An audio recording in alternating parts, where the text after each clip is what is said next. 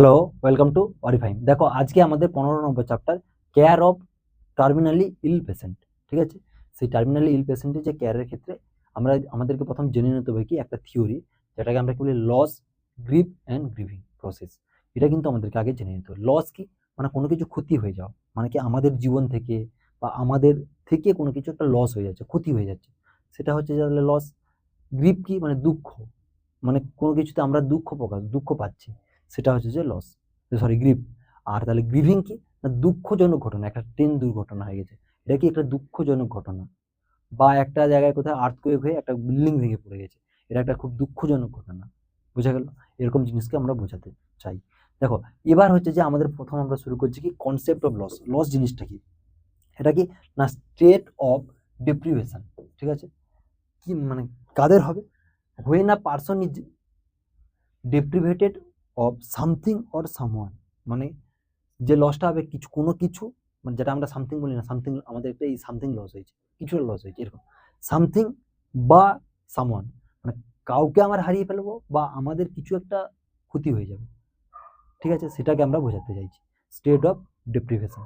ঠিক আছে, এবার আমরা শুরু করছি লস কি, টাইপ অফ লস। দেখো প্রথম কি আছে না অ্যাকচুয়াল লস, মানে যেটা আমরা বলি না আমাদের অ্যাকচুয়ালি এই লসটা হয়েছে, মানে অ্যাকচুয়ালি কারেক্ট লস যেটাকে আমরা প্রথম বলি, সেটা কি সেটা হলো যে কি can be recognised by other. ঠিক আছে, এটা যে ডেথ, অ্যাম্পুটেশন, কোনো একজন আমাদের বাড়ির পাশাপাশি থেকে মারা গেল বা আমার আত্মীয় স্বজন কেউ মারা গেলে, ওটা কিন্তু আমাদের জন্য একটা লস। বা তোমার নিজেরই ধরো কারো যাদের হয়তো সুগার বেশি থাকে তাদের কিন্তু এই জিনিসটা দেখা যায় কি না অ্যাম্পুটেশন করতে হয়, হাত পা কোনো একটা অর্গান কিছু একটা কেটে বাদ দিতে হয়। কারণটা হচ্ছে যে ডিউ টু সুগারের জন্য ওখানে নেক্রোসিস হয়ে গেছে বা গ্যাংগ্রিন হয়ে গেছে, ওটা থেকে কিন্তু কেটে বাদ দিতে হয়। তো সেই ক্ষেত্রে কি হয়, এটা কিন্তু তার একটা অ্যাকচুয়ালি লস হয়ে যাচ্ছে। ঠিক আছে, সেই জিনিসটাকে কিন্তু এখানে বোঝাতে যাচ্ছে। বোঝা গেল? চলো নেক্সট আছে কি পারসিভড লস। এটার ক্ষেত্রে কি হবে না felt by the person but can not be verified, মানে সে অনুভব করতে পারছে, ঠিক আছে, কিন্তু সে সত্যতা যাচাই করতে বা ভেরিফাইড করতে পারছে না। ঠিক আছে, যেটার ক্ষেত্রে কি এক্সাম্পলটা কি দেয়, লস অফ সেলফ এস্টিম। দেখো যেটা বলে আত্মসম্মান। ঠিক আছে, যখন তোমার একটা আত্মসম্মান চলে যাবে, তুমি নিজে বুঝতে পারছো সম্মানটা চলে গেল, কিন্তু তুমি ভেরিফাই করতে পারছো না। বোঝা গেছে? সেই জিনিসটাকে কিন্তু এখানে বোঝাতে চাইছে। চলো নেক্সট হচ্ছে কি সিচুয়েশনাল লস। বোঝা গেল? মানে কোনো একটা পার্টিকুলার সিচুয়েশনের জন্য যে লসটা আমাদের হয়েছে, হয়তো দেখলে যে অটো কোথাও মানে কোথাও যেতে যেতে কি হলো গাড়ি অ্যাক্সিডেন্ট হয়ে গেল, তুমি রাস্তা দিয়ে বেচারা আস্তে আস্তে হাঁটছিলে, কি হচ্ছে গাড়ি নিয়ে দুম করে তোমাকে মেরে দিয়ে চলে গেলো। বলছি না মদ খেলেই গাড়ি অ্যাক্সিডেন্ট হয়, এরকমও নয়, হয়তো তুমি ভালো ব্যক্তি কিন্তু যে মাতাল সেই গাড়ি নিয়ে যাচ্ছিল আর তুমি সাইড দিয়ে হয়তো বাইক নিয়ে যাচ্ছ, দুম করে সে তোমার বাইক মেরে দিল। দেখো ভাগ্য যদি খারাপ হয় যে কোনো দিক থেকে আসতে পারে। ঠিক আছে, সেটা বলা যায় না, এই কারণেই জন্য বলছি ভাগ্য যদি খারাপ হয় কোনোভাবে অ্যাক্সিডেন্ট হতে পারে। যেটা হচ্ছে যে কি একটা সিচুয়েশন, ওই পার্টিকুলার সিচুয়েশনের উপরে ডিপেন্ডেড করে যে জিনিসটা হচ্ছে, যে লসটা হচ্ছে, সেটা কি সাডেন কি আর আনএক্সপেক্টেড। এটা সাডেনলি চলে আসে, আনএক্সপেক্টেড মানে আমাদের কোনো কল্পনা। তুমি যে বাইকটা নিয়ে বেরোচ্ছ, তুমি কি জানো যে আজ অ্যাক্সিডেন্ট হয়ে যাবে? দিনের পর দিন যেভাবে বেরোচ্ছি, আজকেও বেরোচ্ছি, তাহলে ঠিক আছে চলে যাবে, কিন্তু হঠাৎ করে গিয়ে দেখলে না অ্যাক্সিডেন্ট হয়ে গেল। তো দেখো এটা হচ্ছে আনএক্সপেক্টেড হয়, এক্সপেক্টেড আগে থেকে করা থাকে না। ঠিক আছে, এই জিনিসটা বোঝা গেল।